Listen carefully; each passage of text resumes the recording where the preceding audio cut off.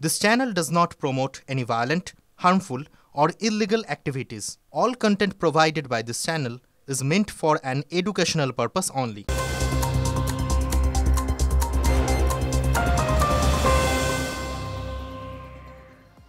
নমস্কার, স্বাগত আপনাকে TV9 বাংলায়। আমি দীপ রয়েছে আপনার সঙ্গে। শুরু করছি নিউজ অ্যাট 11। আর শুরুতেই যে খবরে নজর রাখবো, প্রধানমন্ত্রী হওয়ার 11 বছর পর আরএসএস এর সদর দপ্তরে গেলেন নরেন্দ্র মোদী।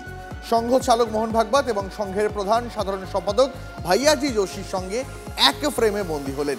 3 মাথা কাছাকাছি। জটিল সমস্যার মীমাংসা হলো কি? জেপি নাড্ডা কাকে জায়গা ছাড়তে চলেছেন? কে হবেন বিজেপির সর্বভারতীয় সভাপতি? কবে নাম ঘোষণা?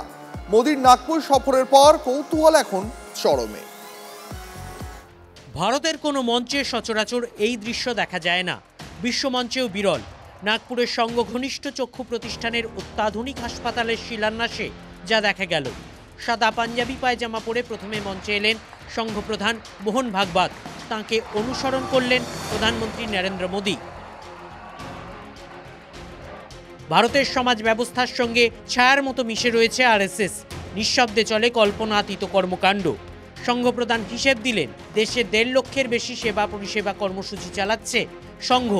তার বলার কিছুক্ষণ পরে প্রধানমন্ত্রী বললেন, রাষ্ট্রীয় স্বয়ংসেবক সংঘ দেশের বিচারধারার বটবৃক্ষ। 1.5 लाख के ऊपर समाज के लिए काम चलते हैं स्वयंसेवकों के, इसी प्रेरणा से चले। जो विचार भी 100 साल पहले बोला गया, वो महान वटवृक्ष के रूप में आज दुनिया के सामने है। 50 বছর বয়সে নির্বাচনী রাজনীতিতে এসেছেন। তার আগে সংঘ প্রচারকই ছিলেন মোদী। সংগঠনের শিরা উপশিরা তাঁর চেনা। সংঘের শৃঙ্খলায় তিনি শিক্ষিত, তাই বাড়তি বলারও কিছু নেই। কিন্তু কৌতূহল জাগিয়ে সংঘপ্রধান বললেন, প্রধানমন্ত্রী কি বলেন তা শুনতে তিনি উৎসুক। आपके और माननीय प्रधानमंत्री जी के बीच ज्यादा खड़ा न रहते हुए, क्योंकि उनको सुनने की आज मुझे भी उत्सुकता है, मैं मेरे शब्द को विराम देता। আর 5টা সভায় যা করেন, নাগপুরেও তো আর ব্যতিক্রম হলো না। নিজের সরকারের গত 11 বছরের কাজের হিসেব পেশ করলেন প্রধানমন্ত্রী। কিন্তু এটাই কি শুনতে চেয়েছিলেন সংঘপ্রধান? প্রকাশ্য কর্মসূচির ফাঁকে একান্তে 2 মাথার কি কোনো কথাই হয়নি? উত্তর মিলবে না। তবে প্রশ্ন রয়েছে। প্রশ্নটা হলো, বিজেপির সর্বভারতীয় সভাপতি এবার কে? জেপি নাড্ডা 2019 সাল থেকে দায়িত্ব সামলাচ্ছেন। রাজ্যসভার দলনেতা ও কেন্দ্রীয় মন্ত্রিত্বের অতিরিক্ত দায়িত্ব কাঁধে চেপেছে, যা বিজেপির এক ব্যক্তি এক পদ দর্শনের পরিপন্থী। নাড্ডার উত্তরসূরি বাছাই নিয়ে মোদী ভাগবতের কি কোনো কথাই হয়নি? 10ই এপ্রিল দিল্লিতে বিজেপির মেগা বৈঠক। বিজেপি শাসিত সব রাজ্যের মুখ্যমন্ত্রী আমন্ত্রিত সব রাজ্য সভাপতি ও পদাধিকারীরা। 22টি রাজ্য ও কেন্দ্রশাসিত অঞ্চলে ক্ষমতায় বিজেপির সংবিধান অনুযায়ী যে কয়টি রাজ্যে দলের সংগঠন রয়েছে, তার অন্তত অর্ধেক সংখ্যক রাজ্যে সাংগঠনিক নির্বাচন হয়ে যেতে হয়। তারপর নির্বাচনী পদাধিকারীরা সর্বভারতীয় সভাপতি নির্বাচন করেন। সূত্রের খবর, সেই প্রক্রিয়া অনেকটা এগিয়ে গিয়েছে। তবে সর্বভারতীয় পদে যেই বসুন, সেই নামে সংঘের অলিখিত অনুমোদন আবশ্যিক। বিজেপির বর্তমান পরিস্থিতি মাথায় রাখলে নতুন সভাপতিকে প্রধানমন্ত্রী মোদীরও আশীর্বাদ ধন্য হতে হবে। নাগপুরে তেমন কোনো নাম চূড়ান্ত হলো কি? মোদী ভাগবতকে এক মঞ্চে দেখার পর রাজনৈতিক মহলের আগ্রহ আরও বেড়ে গিয়েছে। Bureau report, TV9 Bangla. প্রধানমন্ত্রীর নাগপুর সফর, তাতে বাংলার রাজনৈতিক মানচিত্রে কোনো বদল আসবে কি? হরিয়ানা, মহারাষ্ট্র, দিল্লিতে হারা ম্যাচ জিতিয়েছে সংঘ। বাংলার মাটিতে প্রচারকদের পা পড়বে? জল্পনা জোরালো। এক মঞ্চে সংঘ প্রধান ও প্রধানমন্ত্রী, ক্রিয়া নাগপুরে, প্রতিক্রিয়া বাংলায়। এবং কি সংঘের যে নিজস্ব নেটওয়ার্ক সারা দেশে আছে, বিশ্বে আছে, তার যে ফিডব্যাক, সেটাও দরকার হতে পারে ওনার। প্রধানমন্ত্রী থেকে শুরু করে যারা স্তম্ভ, তারা ওই শিক্ষায় শিক্ষিত। মানুষের চোখের আড়ালে এরা নাথুরাম গডসেকে শ্রদ্ধা জানায়। মানুষের চোখের আড়ালে আরএসএস অফিসে নাথুরাম গডসের পুজো করা হয়। বহু মানুষ সংঘের কাছে গিয়েছেন, সেখানে মহাত্মা গান্ধীও আছেন, প্রণব মুখার্জিও আছেন, শ্রীমতী গান্ধীও আছেন। এখন নরেন্দ্র মোদীর কাছে বিজেপি অফিসটা হয়তো বাপের বাড়ি, আরএসএস অফিসটা শ্বশুর বাড়ি, বা হয়তো আরএসএস অফিসটা বাপের বাড়ি, বিজেপি অফিস শ্বশুর বাড়ি। সুতরাং এটা বাপের বাড়ি শ্বশুর বাড়ির মধ্যে যাতায়াত। তার জন্য আরএসএস একটা শেখ দিয়েছে, শিক্ষা দিয়েছিল। বেড়াল চাপে পড়লে বেড়ালও গাছে ওঠে, একটা প্রবাদ আছে, আমি বলেছি।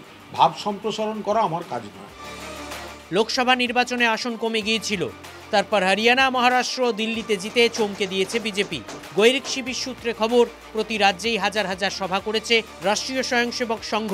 সংঘ কি হারা ম্যাচ জিতিয়ে দিতে পারে? পশ্চিমবঙ্গেও তো বিজেপি জিততে পারেনি, এখানে সংঘ সাহায্য করছে না। রাষ্ট্রীয় স্বয়ংসেবক সংঘ কোনো রাজনৈতিক সংগঠন নয়। সংঘ সরাসরি রাজনীতিতে হস্তক্ষেপ করে না, তবে সংঘের কর্মসূচিতে কি রাজনীতি প্রভাবিত হয় না? ফেব্রুয়ারিতে পশ্চিমবঙ্গে এসেছিলেন শেরসং চালক মোহন ভাগবত। 10 দিনের মতো ছিলেন, বেশ কয়েকটি সাংগঠনিক বৈঠক করেন, বর্ধমানে সভাও করেন। কোথাও কোনো রাজনৈতিক বার্তা ছিল না, কিন্তু এই রাজ্যে সংঘের কর্মতৎপরতা হঠাৎ গা ঝাড়া দিয়ে উঠতে চলেছে। 2026-এ এ রাজ্যে বিধানসভা নির্বাচন, আর এই সময়কালেই আরএসএস তাদের শতবর্ষ উদযাপন নানা কর্মসূচি হাতে নিচ্ছে। উত্তরবঙ্গ জুড়েও গ্রামে গ্রামে পৌঁছে চলবে হিন্দু সম্মেলন। উত্তরবঙ্গে গ্রামে গ্রামে হিন্দু সম্মেলন করা হবে, বাড়ি বাড়ি হবে গৃহ সম্পর্ক অভিযান। পুরনো প্রচারকদের সক্রিয় করার নির্দেশ দেওয়া হয়েছে। জেলায় জেলায় বিজয়া দশমী কর্মসূচি পালন করার নির্দেশ দেওয়া হয়েছে। আমরা কোনো রাজনৈতিক কারণের জন্য কিংবা ভোটের জন্য কাজ করি না। এবার ভোটের সময় কি কর্মসূচি আসবে সেটা এখন ঠিক হয়নি। আমরা ভোটের জন্য কোনো কর্মসূচি নির্মাণ করি না। যাতে সকলের মধ্যে আমার একটা দায়িত্ব যে আমাকে ভোট দিতে হবে, এই ভাবনাটা জাগানো উচিত। হিন্দুদের মধ্যে এটা একটু কম আছে। ভারতীয় জনতা পার্টি তার যে পলিটিক্যাল এজেন্ডা, সেই পলিটিক্যাল এজেন্ডাতেও হিন্দু এবং হিন্দুত্বের সংকটের কথা রয়েছে। হিন্দু মুসলিম এসব বুঝি না, আমরা মানুষ বুঝি। সেখানে জাতি, ধর্ম, ভাষা সবাইকে মিলে আমরা, সবচেয়ে বড় পরিচয় হচ্ছে আমরা মানুষ। সেই লক্ষ্যেই আমরা কাজ করব, সেই লক্ষ্যেই তৃণমূল কংগ্রেস কাজ করে। কিন্তু উত্তরবঙ্গে তো মাত্র কয়েকটা আসন। বাংলায় পালাবদল করাতে হলে দক্ষিণবঙ্গে তৃণমূলের অনেকগুলি দুর্গে ধস নামাতে হবে। দক্ষিণবঙ্গে প্রচারকরা কি পথে নামবেন? দক্ষিণবঙ্গে কি হবে সংঘের কৌশল? উত্তর জানতে আগ্রহী রাজনৈতিক মহল। Prosenjit Chowdhury report, TV9 Bangla. রামনবমী আছে, রাজ্য রাজনীতির পারদ চড়ছে। বিজেপির নেতাদের চড়াসুর, শাসক নেতাদের পাল্টা হুঁশিয়ারি চলছেই। আর উত্তপ্ত এই আবহেই মোথাবাড়ির অশান্তি। রবিবার সেখানে যেতে গিয়েই পুলিশের বাধার মুখে পড়তে হলো সুকান্ত মজুমদারকে। রামনবমীর চ্যালেঞ্জ, সঙ্গে 11 এপ্রিল জেলা শাসকের অফিস ঘেরাওয়ের ডাক। প্রশাসনের সঙ্গে সংঘাতের সুর সপ্তমে তুলে দিয়েছে বিজেপি। পুলিশ যেভাবে তৃণমূল কংগ্রেসের দলদাসের মতো আচরণ করছে, আমার যা মনে হচ্ছে আগামী দিনে জনগণ এই পুলিশকে আগা পাস্তা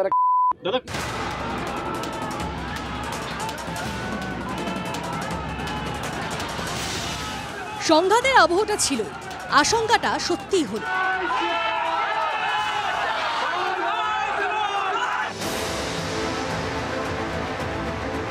বিজেপির মোথাবাড়ি অভিযান ঘিরে ধুন্ধুমার।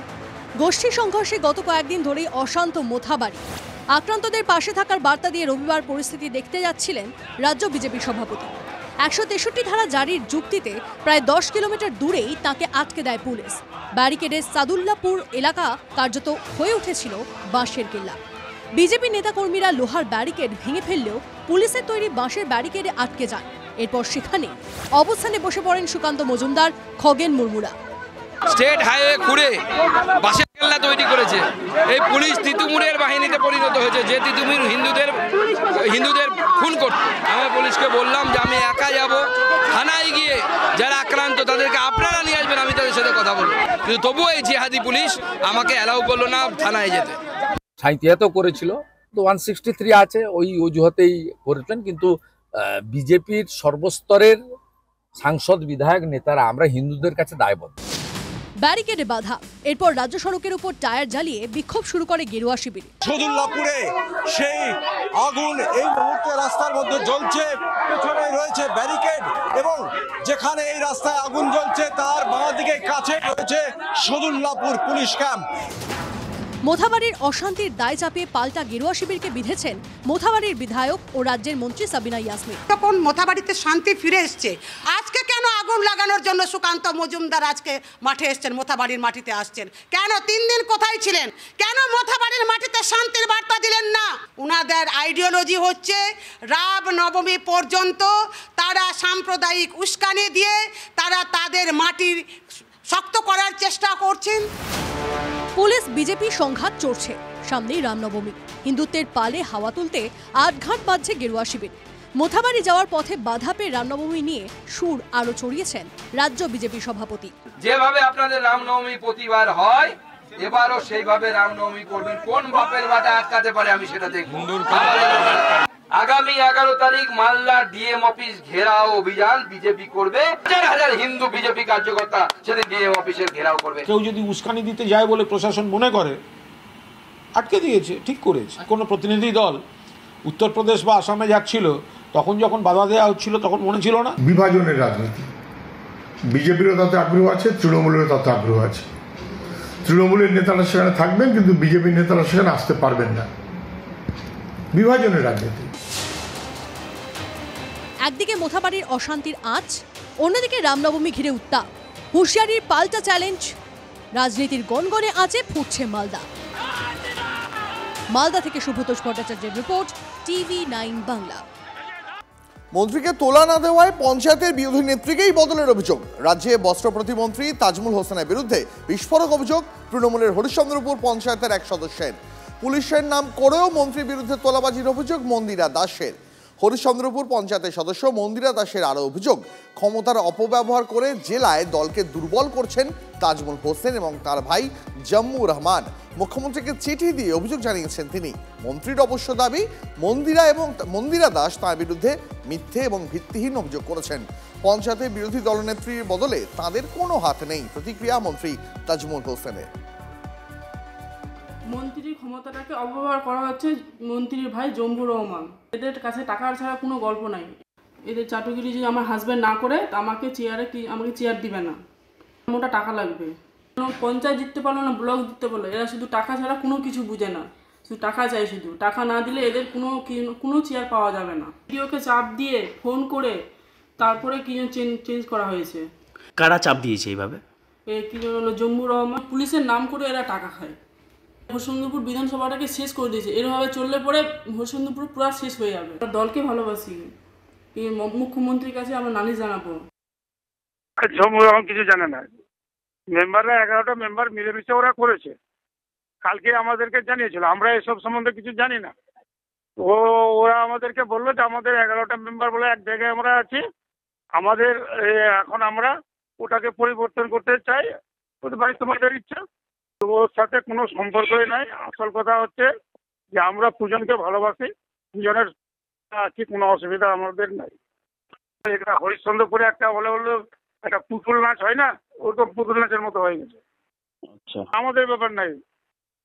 আমরা বললে যে পূজন হয়ে যাবে, পূজন বললে যে এই কি বলে তারিখ হয়ে যাবে, তারিখ হলে যে এই কি বলে দুর্জয় হয়ে যাবে, এরকম কোনো ব্যাপার নেই। মেম্বাররাই সবগুলো করছে, মেম্বাররাই। আমি খোঁজ নিব, আপনারা বলেছেন তো তাজমুল হোসেন ভালো, অন্যরা ভালো লোক কিনা সেটা সার্টিফিকেট তো আপনার সবার সার্টিফিকেট দিতে পারবে না। তো তাজমুল হোসেন ভালো লোক, উনি যিনি বলেছেন তিনি কেন বলেছেন তার সাথে আমরা কথা বলছি।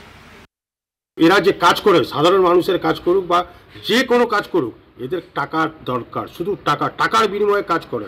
সেটা সারা পশ্চিমবঙ্গ জুড়ে, শুধু হরিশ্চন্দ্রপুর নয়, সারা পশ্চিমবঙ্গ জুড়ে একই ঘটনা ঘটছে। তৃণমূল কংগ্রেসের বুথ লেভেলের কর্মী থেকে শুরু করে যারা নেতা মন্ত্রী আছে, তারা সবাই টাকা ছাড়া কিচ্ছু বোঝে না।